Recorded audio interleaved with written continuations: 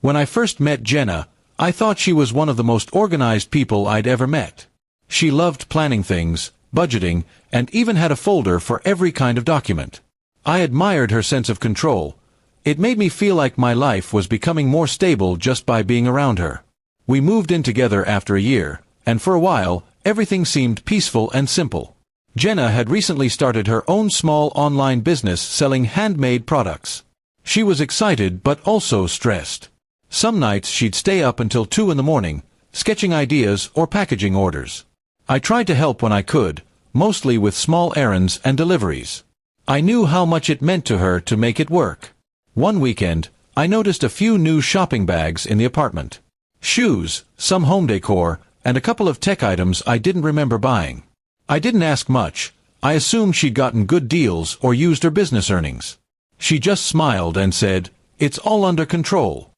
And because I trusted her, I didn't press further. A few weeks later, I received a strange letter in the mail. It was from a store I'd never shopped at, thanking me for opening a credit account. My first reaction was confusion. I thought it must have been a mix-up. I showed it to Jenna, expecting her to laugh it off with me, but her face froze. She sighed and said, "Okay. I was going to tell you." My heart skipped. "Tell me what?" I asked carefully. She looked nervous and admitted, "I used your information to open a few store accounts. Just small ones. I needed to get supplies for my shop, and I planned to pay them off before you even noticed."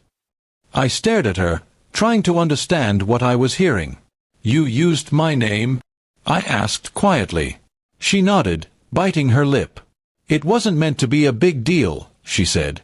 "I was desperate to keep my business running, and I didn't think you'd mind since it's for something good." I felt a mix of disappointment and concern.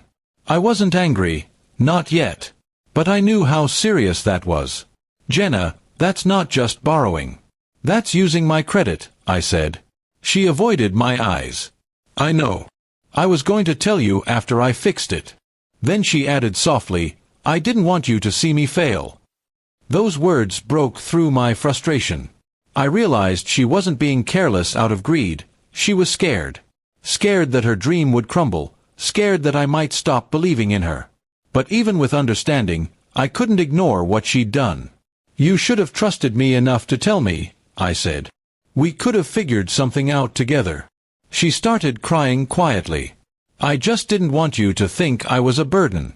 "You already help so much," she said. I took a deep breath, sat beside her, and told her I wasn't mad, but we had to fix it the right way.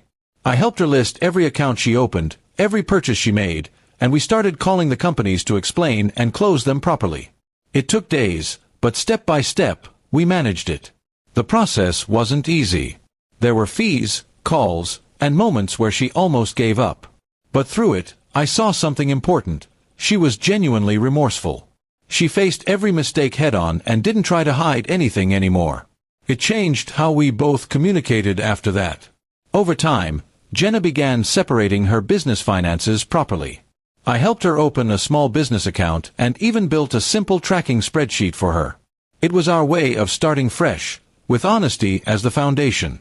Slowly, the tension faded, replaced by quiet respect. Months later, she surprised me by paying back every single amount that had been charged under my name. She handed me a small envelope with receipts and a note inside. It simply read, "Thank you for believing in me when I didn't believe in myself." I kept that note. Not because I wanted to remember the mistake, but because it reminded me what trust can survive when it's handled with honesty instead of anger. We both learned that mistakes don't always end things.